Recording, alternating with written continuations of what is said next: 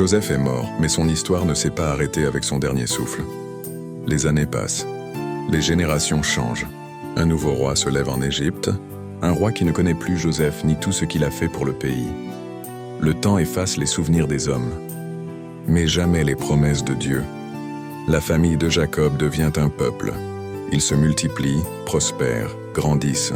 La promesse faite à Abraham continue de s'accomplir silencieusement. Pourtant, l'Égypte commence à voir cette croissance comme une menace. Ce qui avait commencé comme une terre d'accueil devient progressivement une terre d'oppression. Mais même dans l'ombre de l'esclavage, l'héritage de Joseph demeure vivant. Joseph avait dit avant de mourir, « Dieu vous visitera et vous fera remonter de ce pays. » Il ne parlait pas seulement avec espoir, il parlait avec certitude. Son corps avait été placé dans un cercueil en Égypte, mais sa foi était tournée vers la terre promise, même dans la mort. Joseph regardait vers l'avenir. Son histoire devient un rappel éternel. Les rêves peuvent être retardés, mais pas annulés. L'injustice peut blesser, mais elle ne peut détruire le plan de Dieu. Le pardon libère plus que la vengeance, et ce que Dieu commence, il l'achève toujours.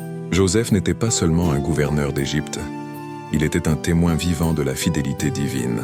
Son héritage ne réside pas dans les richesses de l'Égypte, il réside dans la foi qu'il a transmise. Une foi capable de traverser la trahison, de survivre à la prison, de pardonner et d'attendre. Et c'est cette foi qui prépare déjà la prochaine grande histoire, celle d'un peuple délivré, conduit vers la liberté.